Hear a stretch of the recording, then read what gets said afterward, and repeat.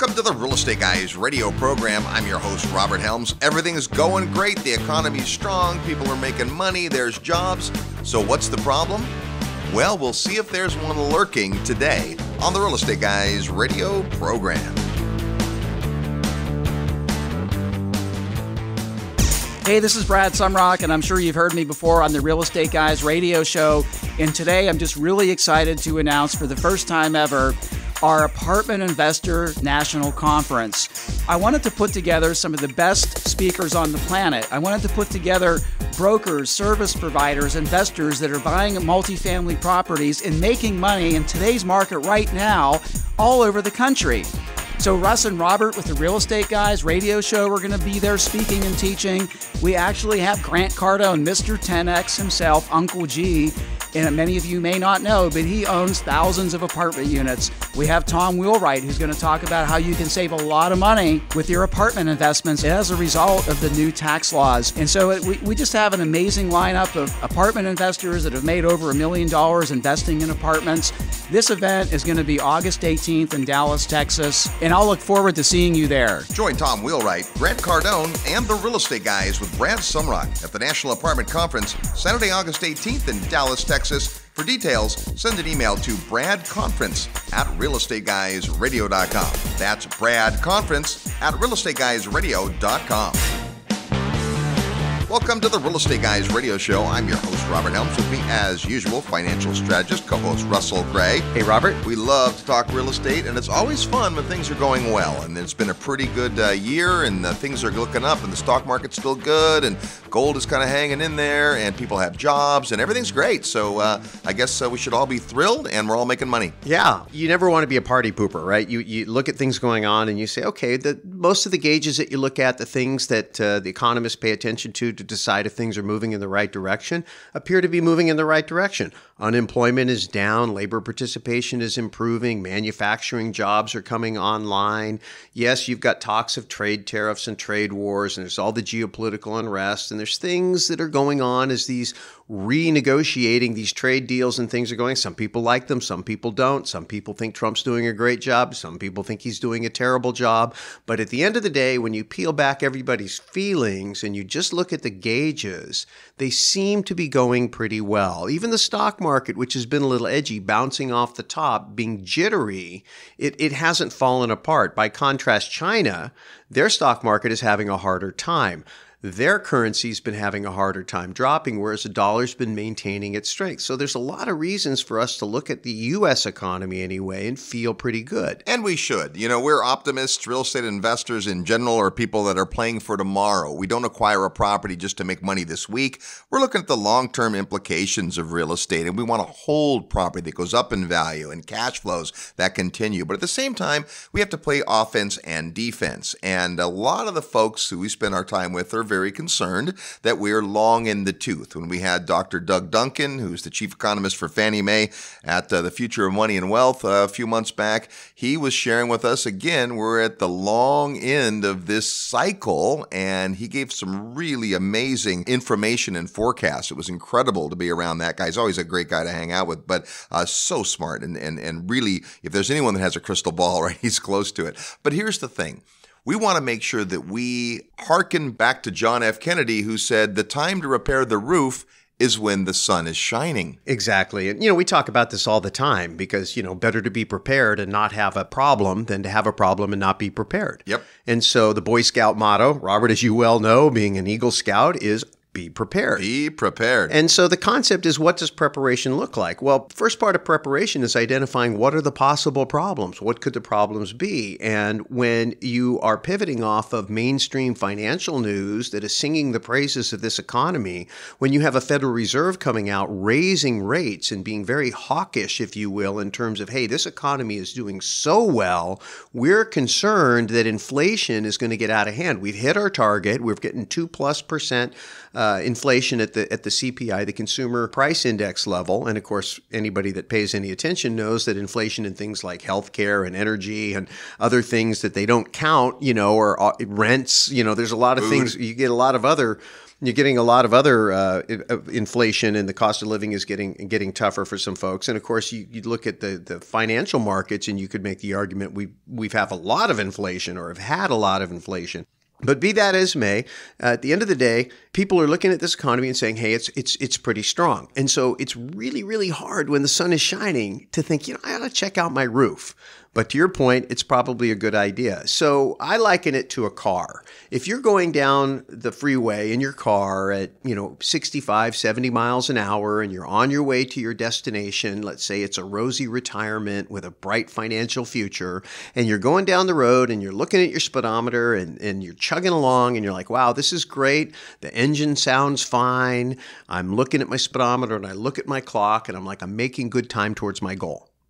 Now, when you're a race car driver, you have a lot of other gauges you pay attention to because you're pushing the vehicle to the limit of its ability. And so let's say that you're not paying attention as a driver in your car going down the road, and you're not paying attention to your oil gauge, and you're not paying attention to your temperature gauge. And the motor sounds fine right until it breaks down. Yeah. And so this is the concept of understanding that an economy, our economy, is built on a financial system. It's like a building sitting on a foundation. And when you go and you look at the building and you say, well, I toured the floor plan. The floor plan looks good. The appliances look good. The structure looks good in terms of the walls and the flooring and the windows, go up and down and the plumbing is working. And you think, okay, this house is in pretty good shape.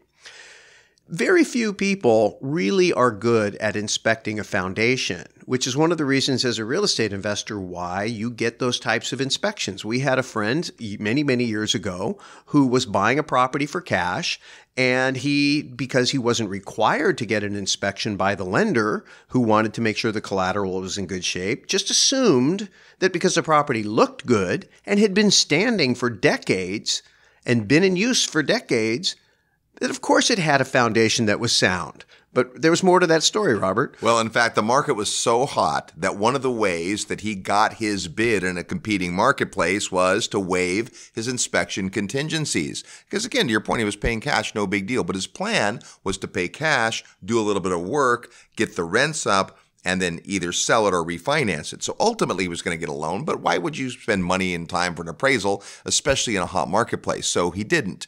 Now, ultimately, what happened is he got an inspection, the property inspection after he owned the property, and the property inspection said that he should get further information from a foundation specialist. So he called a foundation expert who came out and said, I'm at a loss because I can't really charge you for the foundation inspection because this house is built without a foundation. No foundation. Literally, the house was built directly into the dirt.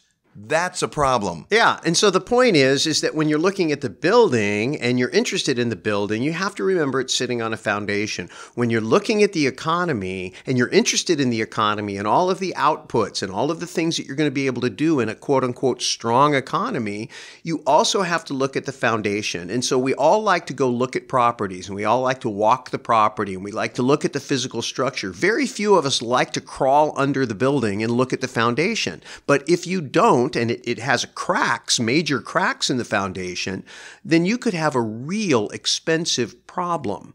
A lot of times, people are like, you hang out with Peter Schiff and he's always all doom and gloom. And these other people are always talking about, this is wrong and that's wrong. They're not talking about the economy. They're talking about the financial system.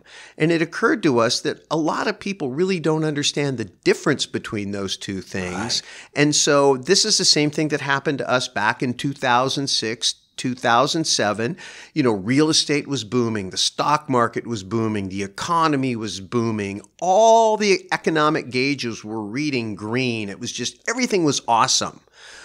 What we didn't understand back then that we came to learn is that all of that was sitting on top of a foundation, a system that had serious cracks. And we didn't even know what we didn't know because we weren't trained inspectors. And then when everything broke down, we came out of that experience and said, you know what? We're going to have to find a good financial system foundation inspector to hang around with to see if they can teach us how to read the other gauges that have always been there, but we never looked at or had any way of knowing how to read. Well, this is such a good point. So many people just throw up their hands and say, well, I can't control the economy. So we had the big meltdown in 2008 and I lost some property and, what could I do? Well, we didn't stop there. We said, wait a minute. Folks like Peter Schiff called it for the exact reason it happened. That means somebody had it figured out, just not us. How do we get around people that start thinking differently? And that's when the real estate guys made a big veer, if you will. We used to spend all of our time at real estate events. We would be keynote speakers at real estate conventions. We would come in and talk to groups of people at real estate trade shows, real estate, which gave us an inbred style of thinking. Echo chamber, they call it. Yep. Instead, we made a decision in 2008 that we would start to attend some non-real estate events, economic events, and other investment events so we could get a handle on this, because we're not stupid men, but we did not see it coming for the reasons it did. So that's why we hang out with folks that are looking not at the economy today alone, they're looking at the underpinning, the foundation, the system that we have, our monetary system, because you absolutely have a vested interest in it if, one, you transact in dollars, and two, you own real estate. Yeah, no, absolutely. I mean, and it's huge. And the thing is, I used to think it was really complex. It's not really as complex as, I thought it was going in. Right. But I do have to say it has taken quite a bit of time and quite a bit of study, lots of conversations with smart people. Obviously, anybody that's been around us for a while knows that we've been hanging around with Peter Schiff for years now, been hanging around with Robert Kiyosaki for years now, and he's a big student of this too. So we've been learning together. We do book studies with him. We have these conversations about what's going on in the economy. We've done interviews with him, and we follow similar people, guys like Jim Rickards.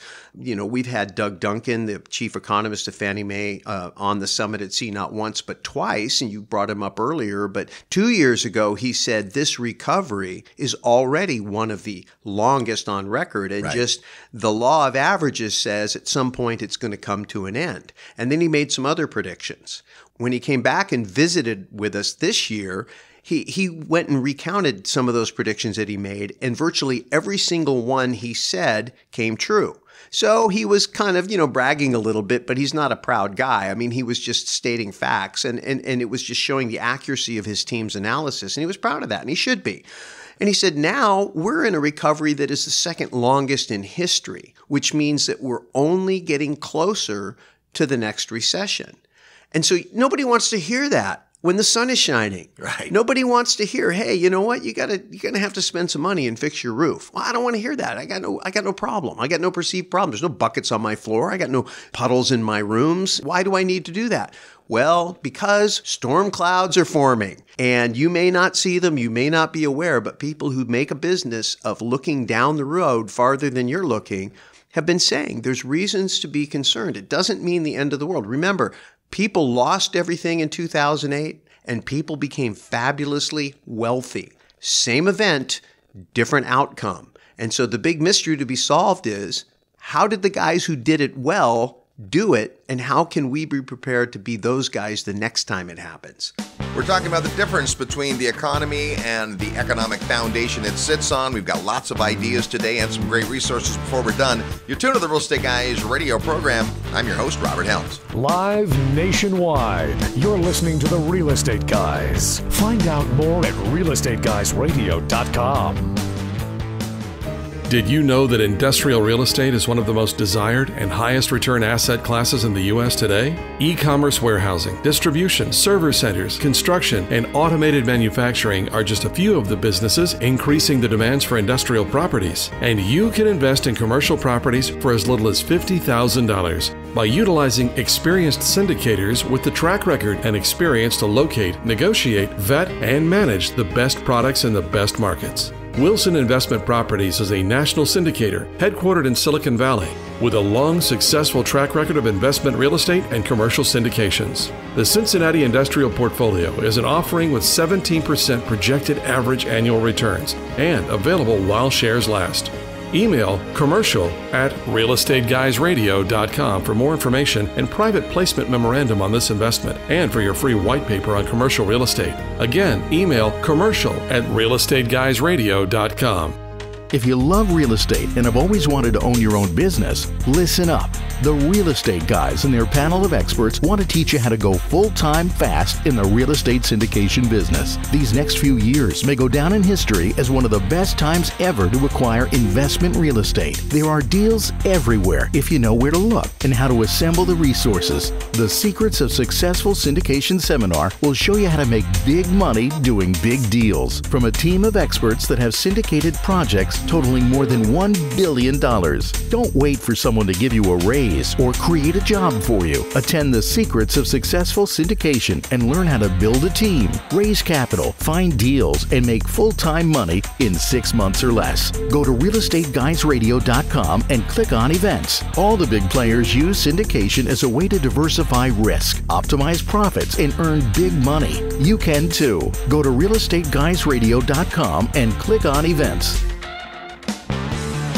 Hello, Robert Kiyosaki. Listen to the Real Estate Guys. They're wild and crazy, but they really know what they're talking about. Welcome back to the Real Estate Guys radio program. Thanks for tuning into the show. Hey, if you ever wanted to do bigger deals using other people's money, then come on out to the Secrets of Successful Syndication.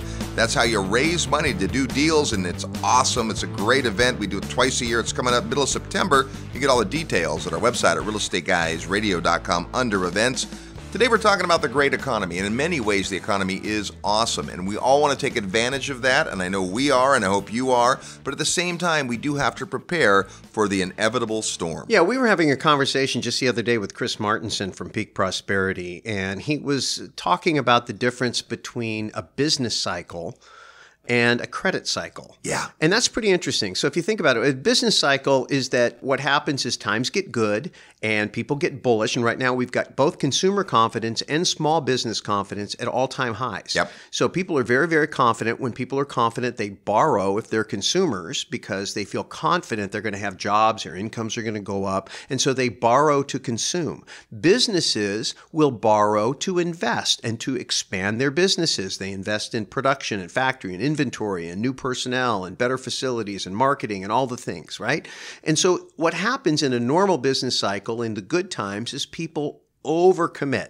They get too excited and then they get the reality check and things pull back and they realize, oh, I've over allocated capital. I'm a little overextended and now I got to pull back. And so there's this ebb and flow in the cycles. And the bigger the boom, typically the farther the bust. Well, what's happened over the history of the last 100 and some odd years is that the monetary policy, primarily the Federal Reserve, has been designed to try to smooth out the business cycle. The idea is, hey, we can mitigate these roller coaster rides because what we can do is when things get to going too fast, we're going to tighten, which is what the Fed is doing right now by raising the interest rates. It slows things down so we don't get too big. And then when things start to slow down, they feel like, okay, now we can begin to lower the interest rates and stimulate the economy. So there's this constant tug of war going on between stimulation and containment. Stimulation and containment. And it's tug of war, tug of war. If they get the balance wrong, it's like riding a wheelie. I used to like to ride wheelies on my motorcycle. If I gave it a little too much throttle, I went over. Yep. If I didn't give it enough, I had to crank the throttle real hard and do kind of what a power wheelie instead of a balance wheelie. So there's this little sweet spot you can ride if you're talented and you got your right foot on the brake and you've got your left foot on the clutch and you got your right hand on the throttle and you're kind of feathering all those things back and forth, balancing them kind of. And if you ever watched a real skilled rider do that, you can just see them kind of wobbling the front wheel a little bit here and there as they're balancing between going over too far and not being and coming back down on the ground. So I don't know if that's an analogy everybody can relate to, but that's what's going on in the economy. And the big concern is, can they do a good job? So that's the business cycle.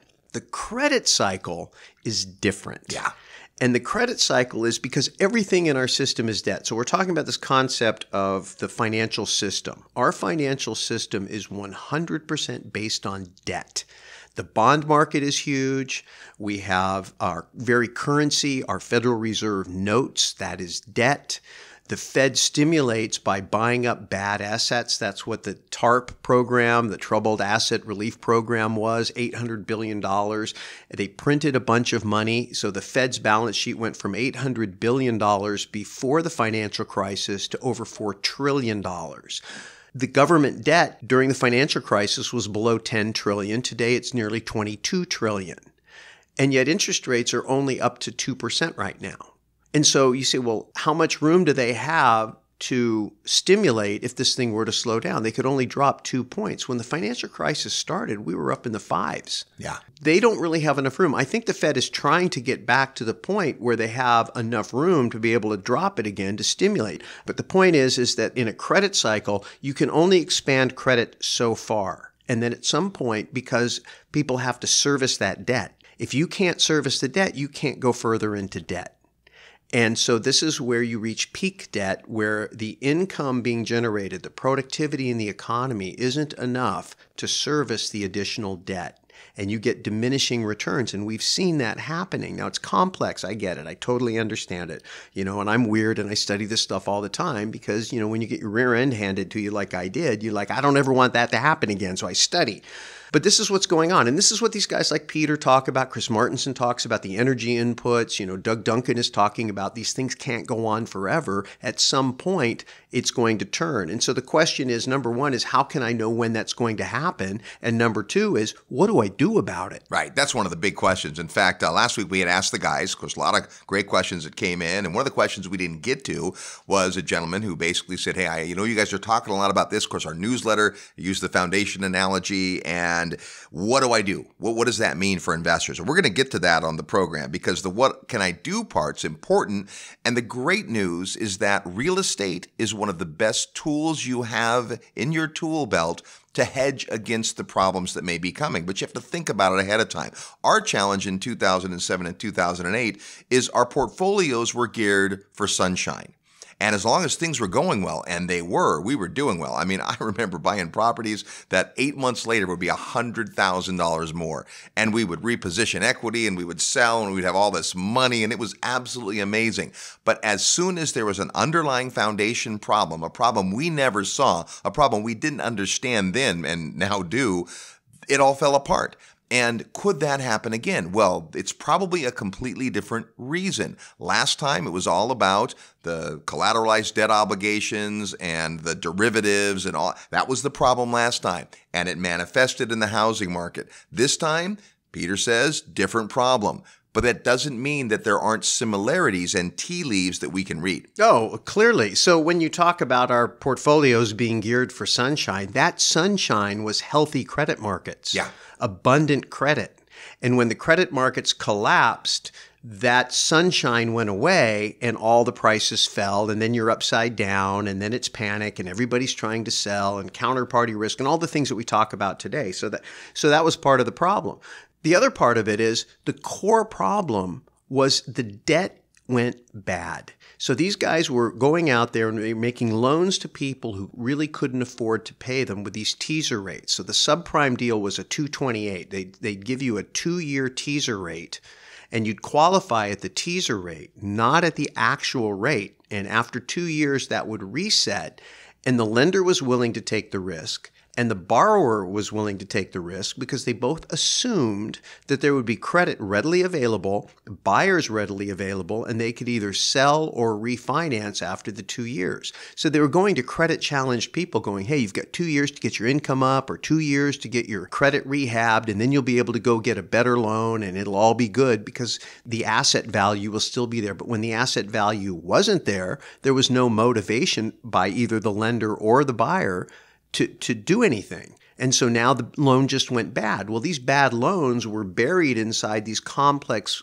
securities products that Wall Street had done. And when these things started blowing up at a rate faster than the credit analysts had expected, people began to question their value. And when you question the value of something on your balance sheet, when you're playing high-level finance, you have to begin to mark it down. And when you begin to mark it down, now you have all this leverage that's built on top of it. And so you've got margin calls and you've got to post more collateral. You've got to raise cash. When you don't have cash, you have to sell assets. Well, these bonds that they were holding were assets that they had to convert into cash. So now everybody is selling these things and their prices are just in free fall.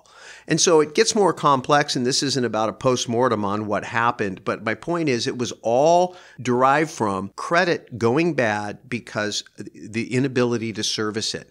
That is the fundamental concern that you have to have, even in this booming economy, because there is so much debt on the Fed's balance sheet, on corporations' balance sheets, zombie corporations that have so much debt they can't even pay their interest payments from their earnings. It's never been higher than right now. A lot of rank and file people don't understand this. And when that debt starts to go bad and people start to hit the panic button again to start selling those assets, it's kind of a repeat. The difference is it's about, I don't know how much bigger, but it's a multiple bigger than it was last time. So it has the potential to be a lot worse. And that's what the people who are paying attention are concerned about. Well, and this is our thing about maybe a wake-up call to pay attention. I remember I had a property in Las Vegas, Nevada, and I had a great tenant. And she made a ton of money, and she had no problem paying the rent. And the rent she paid was a lot more than my mortgage payment and my HOA and my taxes and all that. It all was good. When the whole thing fell apart, her job didn't change. She could still pay the rent. It seemed like, well, there's no big deal for me, except the fact that every single line of credit I had went away. And so all of a sudden, it wasn't about the property and the tenant. It was about this underlying foundation. So what we don't want is to have people out there naively going along saying, well, my properties are rented. Well, I have a job. Well, I'm doing fine. None of that affects me. It's like Brian Tracy tells the story of Ollie and Sven, who are in the boat going to the new land. And all of a sudden, Ollie says to Sven, there's a leak in their boat. There's a leak in the boat. And Sven says, well, what do we care? It's not our boat.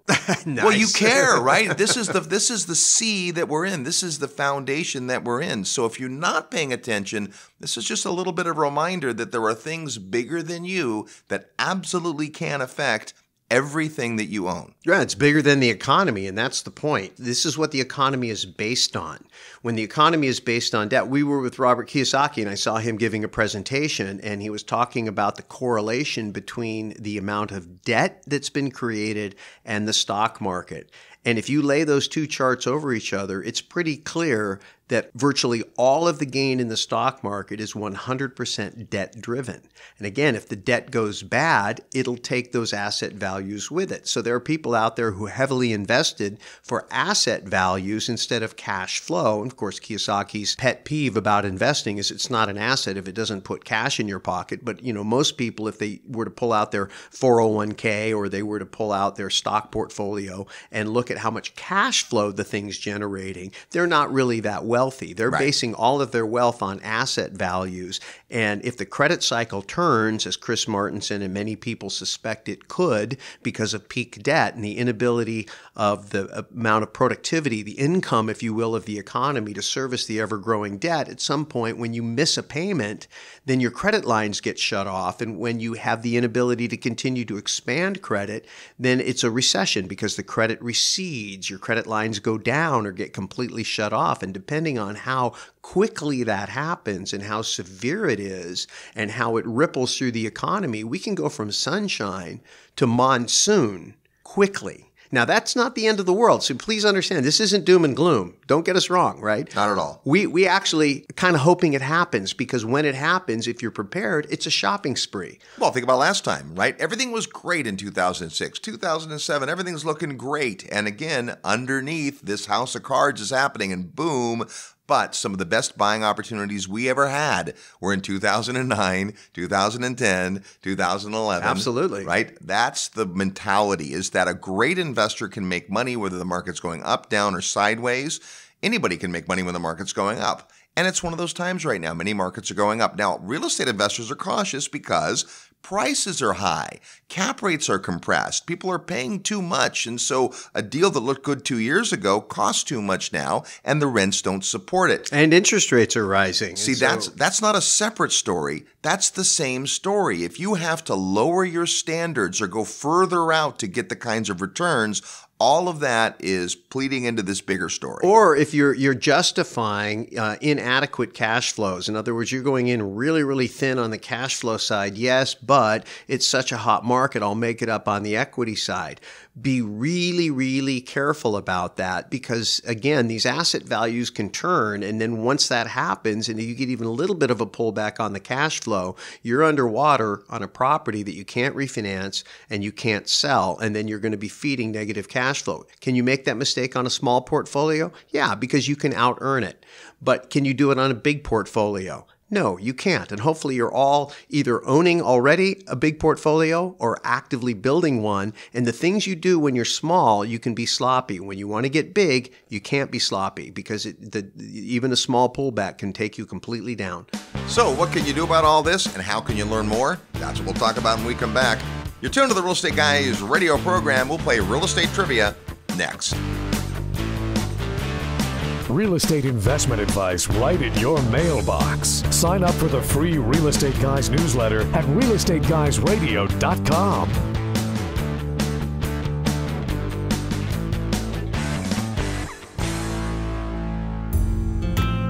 Hey, it's Robert Helms. Thanks so much for listening to the show today. I want to personally invite you to come see an amazing real estate market that combines excellent cash flow, offshore diversification, and what we affectionately call lifestyle investing. Come join me from August 24th to 27th in the beautiful country of Belize.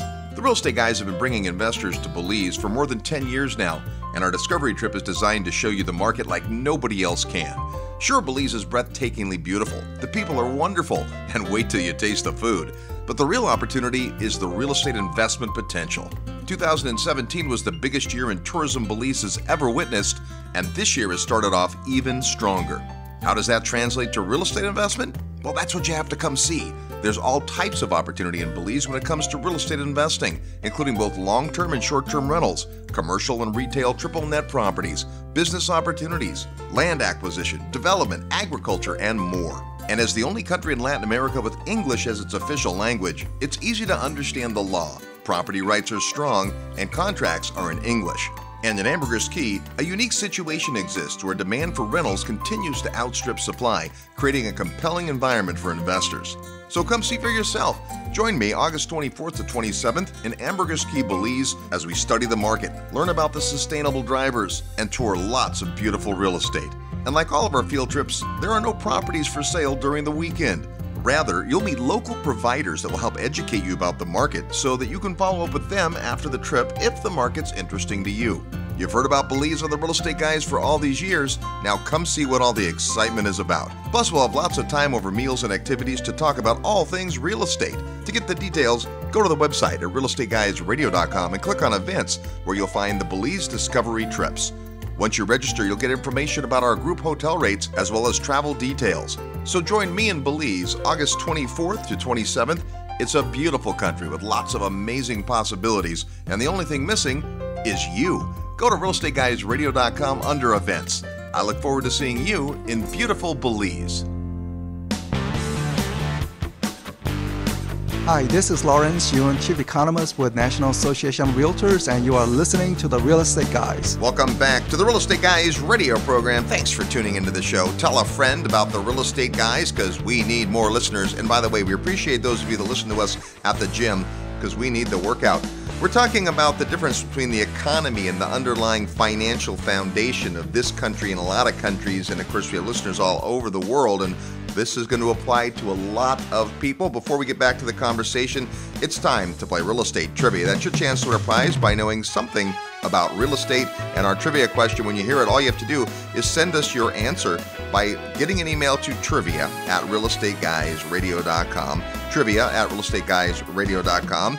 Send us your name, your guess for the answer to the question, and your mailing address, because if you're the winner, you're going to get an awesome book called The One Thing That Changed Everything. It's a story of great business owners and entrepreneurs and folks that have incredible lessons that you can learn. That can be yours if you know today's real estate trivia question. Last week on the Real Estate Guys, it was Ask the Guys, and we asked this. July 4th is widely known as Independence Day in the United States, as the 13 colonies gained independence from Great Britain on July 4th, 1776. What country gained their independence on July 4th, 1946? Well, the answer is the Philippines, by signing the Treaty of Manila. Here's our real estate trivia question for this week. Talked a little bit about the Federal Reserve, which of course is the United States Central Bank. Here's what I want to know.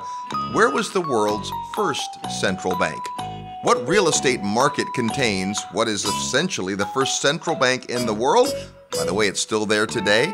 If you think you know or just want to take a guess, send your best guess to trivia@realestateguysradio.com. Trivia at realestateguysradio.com. Include your name, your answer, and your mailing address so we can send you a copy of the one thing that changed everything. That's today's real estate trivia question.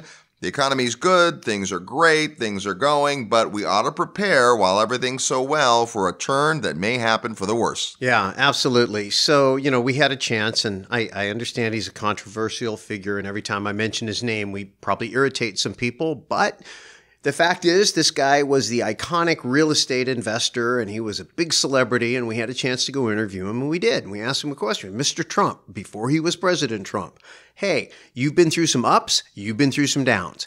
Art of the deal, art of the comeback. You were upside down $900 million at one point in your career. Ouch. Yeah, and what did you learn when that happened? And he said, I learned it's always good to have some cash. Yeah. And so that's lesson number one, is to always make sure you have some liquidity. Don't count on your credit lines for liquidity. Well, this is especially important when your mental psychology, if it's a great market and I can't lose, comes up and you're like, I want to put every dollar I can into this great deal. Now is the time to not slam on the brakes, but to maybe have one foot near the brake so that you can keep some dry powder. Well, and you don't have to let go of properties to do it. We still have extremely low interest rates. So if you are able to find properties that are producing a decent cash flow, 7, 8, 10% cash on cash, and you're able to go out there and borrow money at less than that, then you can pull equity out of a property and continue to buy properties and produce positive cash flows. Just don't allow yourself to get too thin. Or there's another thing you can do, and this is one of my favorite techniques. You have a property that's highly appreciated, and many people do today, and you go in and you refinance the property and you use long-term fixed rate financing. You pull cash out of the property, and then you split it in half, and you take half of it and you invest it in income-producing mortgages, first position deeds of trust or mortgages on properties with 30 to 40% protective equity. A private loan broker in your community can help you do that. Now you do have an asset, and that asset is the mortgage. And the mortgage is backed up by either you're going to get the income or you're going to get the property. And so it is an asset. It's not a derivative. It is an asset because you're going to get either the income or you're going to get the property. And you shouldn't do it on a property that wouldn't cash flow enough to cover the note. It should be a property you would be willing to own at 40% off because that's what would happen if the borrower defaulted. But if you could make that loan, say at 9.5%, and you could borrow at 4.5%, you could generate enough income from the private mortgage investment using only half the proceeds to cover the full loan that you took out from your highly appreciated property. And now you've produced free cash that doesn't need to be serviced, and you just park that somewhere. Now you have balanced your cash flow, you've retained the original property and its income and all the upside. It didn't cost you anything but a little bit of transaction fees, and I would write that off as an insurance premium to get your equity out of the property. Because again, if the property goes down in value, the one that you refinanced with the bigger loan, if it goes down in value, even if you're upside down, there's no margin call, which means that as long as you just sit there and let the tenant pay it off at some point down the road, the property may recover, and if it doesn't, they'll eventually pay it off, and you'll have a free and clear property. But meanwhile, you've got cash out of the property before mean Mr. Market maybe turned around and took it away from you. And check with your tax professional, but generally when you refinance and pull that money out, that's not taxable in any way either. Correct. So that's a way to have some dry powder. We talked a lot last time around, and we were recording shows basically 10 years ago talking about how to prepare for what was happening. We didn't see it early as we would like to, but we were definitely calling the alarm signal when things started to go down. And we talked a lot about equity stripping. How do I pull the equity from the property? It was easier to do then than it is today, but it's possible today. And even 4 years ago, it wasn't possible. There weren't the cash out refis. Those are back now. And so there's ways that you can be very proactive about that. Now, the opposite of that is to have a property that's completely paid for. And so we like a property that have a lot of leverage, so there's no target, but it's also okay to own property for cash. Well, let's talk about that concept of no target. First of all, if you have a bunch of equity sitting in a property and it's a liability producing asset, then it has the potential for someone to look that up. It's a matter of public record and come after it. So there are ways, you mentioned the term equity stripping, where you can place a note on it in first position so that at least someone would have to go through that note and extinguish those rights before they would have a chance to go after that. We're not going to go into that in great detail. You can talk to a real estate attorney who can describe that technique to you. But the other thing is that when you have a lot of equity in a property and you get in trouble for whatever reason with the loan, there's a lot of incentive for the lender to foreclose because it's the equity and they're after the equity. They want to just get the loan handled. But when you have no equity in the property, there's a lot of incentive for the lender to negotiate. Yep. And so this is the point. It's actually safer to have a lot of debt on a property than it is not to if you end up getting in financial trouble. Donald Trump got through that $900 million mess by renegotiating all of his debt. Why did they renegotiate with him? Because they had to. Right. They had a $900 million problem. Their problem was bigger than Trump's. And so he didn't declare personal bankruptcy. He was able to work himself through that, which was great. And he also learned he probably didn't want to be signing all those personal guarantees as much going forward. When you've geared your investment philosophy towards, I'm bulletproof, I never fail, it's always going to be sunshiny, which is where he was at going in, then you put yourself in a position like we did at a much lower scale where you're vulnerable because when the tide does turn, then all of a sudden, wow, I have all these vulnerabilities I created for myself by not really contemplating that things could turn because it was so good when I was making those decisions. So those are a couple of good techniques. Another good technique is if you're in the acquisition mode and you're thinking, hey, things are good, I want to acquire property for my portfolio, and there's reasons to do that. Make sure you're acquiring what we would call recession-resistant real estate. Right. There's certain properties that tend to do well no matter what happens. And that's maybe a lower class, a lower income area. And again, in some markets, there's a lot of competition for those assets. But if you think strategically that, hey, there may be a downturn coming, there's some real estate that weathers the storm better than others. Yeah, absolutely. I mean, if you think about it, if you are at the very top of a market, whatever the market is, top income, top rent, top value, and then that market turns, then the people who are living there can no longer afford it. They move out and they move down. Right. And so you actually get increased demand further down the food chain in tight times. And so, well, sometimes it can be fun to be at the top of the market because maybe in good times, that's where all the demand is and people are pushing the prices up. The challenge is in the bad times, it's easy to get abandoned. So we like to kind of be in the middle. You don't want to be at the very, very, very bottom. I mean, it takes a lot of skill level I think, to manage properties well at the very bottom of the food chain. But if you're kind of in the middle, then in good times, people from the bottom come up and give you demand. And in bad times, people at the top come down and give you demand. And so just that concept of loan, and that's not just property types, that's marketplaces. There are marketplaces, and we're experiencing this right now. We just had the Tax Reform Act. Part of that is they eliminated the sales and local tax deduction. And so now places that have high income taxes and sales taxes, places like New York and California, are beginning to see an exodus of people who are realizing I can no longer write that off, so my taxes went substantially up because I live here. I'm going to need to move to a different place where I have a more favorable tax treatment under the new tax law. These are the macro things that can go on that can affect marketplaces. So even though the economy is doing well, some economies that are on the wrong end of that tax turn could begin to see a decrease in demand as the people at the top of the market are moving out. That's why one of the things we look at as real estate investors is what we call net in-migration. Are more people moving into or out of a market? That's a huge clue in a market. And right now, I'm going to be super careful to be investing in places where more people are headed, more jobs are being started. And all those things are easy to find out. Take some time, take some research, but you can do that. Don't just invest in anything. Let's talk about a couple other strategies that you can use if you think we're going into some kind of headwinds. Think about your product type. There's different product types out there. There's residential, commercial, retail. Certain product types have been in favor and out of favor in the last few years. But one of the product types in real estate, and again, if you're new to the show, we just completed a multi-week series on profitable niches, lots of different ways to invest. But a couple of the interesting niches you might consider are, one, agricultural real estate, completely different model, but we're in a calorie crunch and people need to eat, and also self-storage. When things are tight and people are moving down like you talked about, they go store their stuff, and boxes are great tenants. Yeah, so this goes back to this idea, and this came up actually because we did the whole 2 days with the future of money and wealth on the front end of the summit, and we talked about all of these macroeconomic and geopolitical things and the systemic issues that we have and the difference between the economy and the financial system, right, which is kind of the theme of the show. So we talked about that for the first 2 days,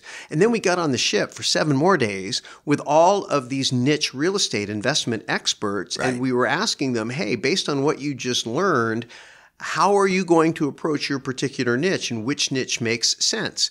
And so, here you're talking about a situation where people have accumulated their stuff. It's their treasure. And they have to move into a smaller home and they think it's temporary and they don't want to let go of their stuff. And so they're going to stick it in a storage room. That makes sense. You talk about this idea of, hey, I'm not quite exactly sure where the economy is going to be strong and where the demand's going to come from, but I could go invest in agriculture and produce a commodity that can be shipped wherever the money, wherever the demand, wherever the mouths are. And that's global. So I can buy farmland in one part of the world and I can ship the produce and derive income from the other side of the planet, assuming the produce can make the trip. And that's a whole different discussion about the types of produce, whether it's a more durable type of a crop versus something that's a little bit more tending to spoil or whatever. So those are just tactical decisions you make, at the point of decision. But these are the types of things. The other thing is you can find a way to derive rents from the affluent. Right. We think, okay, the rich are always going to be rich. And whenever they go to fix a financial problem, they print money, which inflates assets, which doesn't help anybody who's in the middle or the bottom because they don't own assets. They just see their cost of living go up.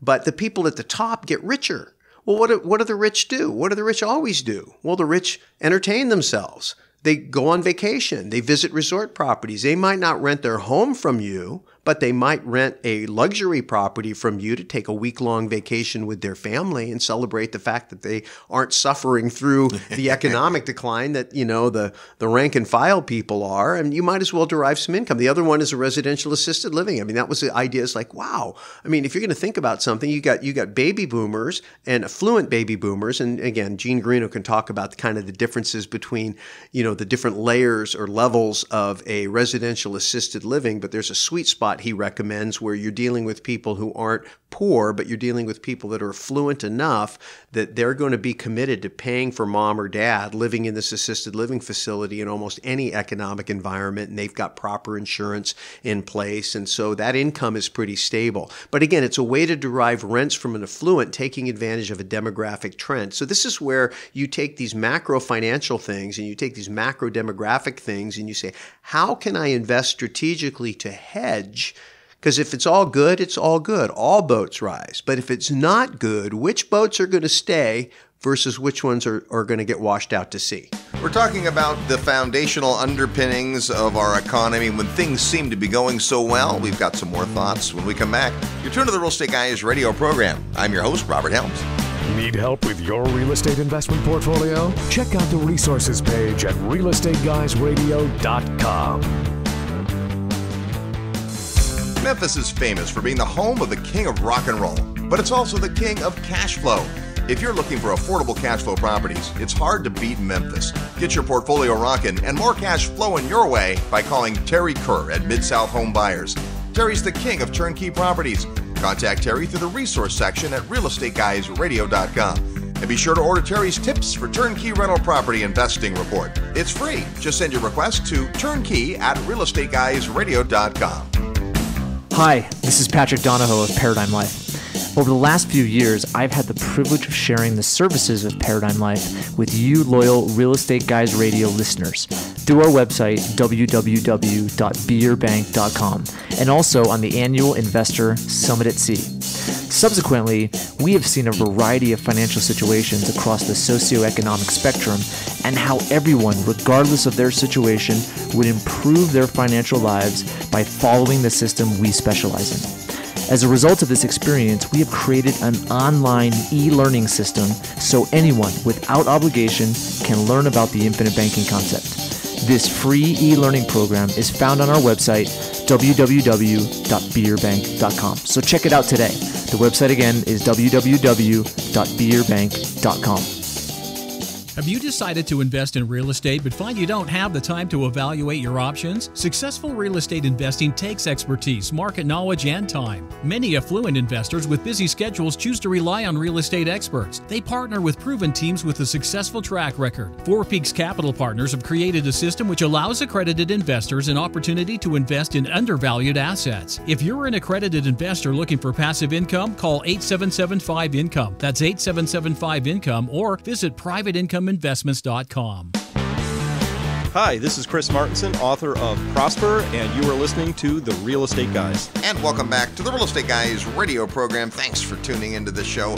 Hey, come on out to beautiful Belize. Our next Belize Discovery trip is on the calendar. It happens in August, and you can get all the details at realestateguysradio.com under events. Belize is a fabulous place, and there's awesome investment opportunity. Well, it's interesting that you bring that up, because that actually is another strategy for dealing with this type of thing, because, we've talked about this pretty openly. We had some holdings offshore, and even though our domestic holdings got hit real bad by what happened in the financial crisis, the foreign stuff, not so much. Saved our bacon. Yeah, exactly. So they're and you can combine that with the other things, like offshore agricultural is something that we have people in our provider network who do, and people who come on the summit and talk about that kind of thing. So the point is that there are places, markets, product types that you can invest in that are fairly insulated. There are financial structures you can use to make sure that when you're controlling a property using debt, you're doing it in such a way that makes you less of a target, and you still have done it in a way that you can withstand, from a cash flow perspective, a valuation increase or decrease or slight variations in your rental income. And so you have that. The other thing is there's things you can do from a portfolio perspective. Did a webinar called Strategic Real Asset Investing, and it was really this analysis of how would you manage a portfolio, knowing what I know from 2008, if I could go back and do it again. And the reason we did it is because the normal asset allocation models and the way that typical financial planners look at portfolio construction really wasn't adequate for having firewalls. And so when things start to implode, it takes away your entire portfolio instead of just pieces of it. And so that's a unique piece of training that we've come up with that we think is solid. Well, in fact, it's one of the bonus sessions we have for the Future of Money and Wealth, which was the 2-day event we did back in April. Amazing, amazing stuff. We had Robert and Kim Kiyosaki, Peter Schiff, Chris Martinson and Adam Taggart, G. Edward Griffin, the author of The Creature from Jekyll Island, tells the story of the Federal Reserve of the United States in an amazing way. Simon Black, and the list goes on and on. Brian London, Doug Duncan. And we took the opportunity to get all those amazing brains in the room and videotape the whole thing.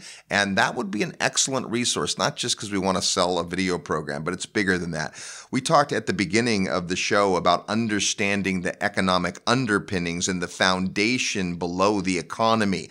And it's taken us a while to get our mind around this. But if you want to be versed in these kinds of things, I can't think of a better primer to understand the terminology and the mentality than the Future of Money and Wealth. Absolutely. I mean, it's why we did it. We did it because it's part of us enhancing our education and hanging around with smart people. And this time we were smart enough to actually videotape it. So it's 20 videos. It's presentations, it's panel discussions about energy, about gold, about cryptocurrency. We talk about different forms of real estate. We talk about the economy. We talk about what's going on with the dollar and China and Russia and just how geopolitics. You know, when you think about your portfolio, you should do what business people do, which is called a SWOT analysis: strengths, weaknesses, opportunities, and threats.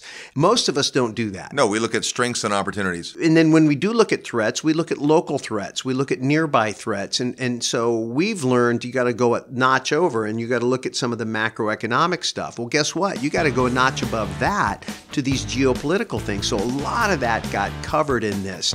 Just send an email to future at realestateguysradio.com, and we'll send you an email and tell you exactly how you can get access to the Future of Money and Wealth video series. Nobody cares about your money and your future as much as you do. So it's up to you to figure out how to get around people that are talking about this stuff and how to figure out what it means to you.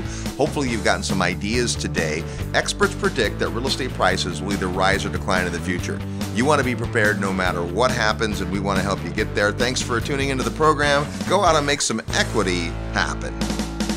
This episode of the Real Estate Guys radio show is brought to you by Paradigm Life. Powerful cash management strategies using life insurance. Learn more at beyourbank.com. Mid-South Home Buyers. Low-cost, turnkey cash flow properties in Memphis, Tennessee. Corporate Direct. Asset protection strategies for real estate investors from attorney and rich dad advisor Garrett Sutton. Find these and other great companies under the Resources tab at realestateguysradio.com. To learn how you can expose your product or service to the Real Estate Guys audience, call 888-489-7723 extension 4. That's 888-489-7723 extension 4. Or use the feedback page at realestateguysradio.com. Thanks for listening, and we'll see you next week right here on the Real Estate Guys radio show.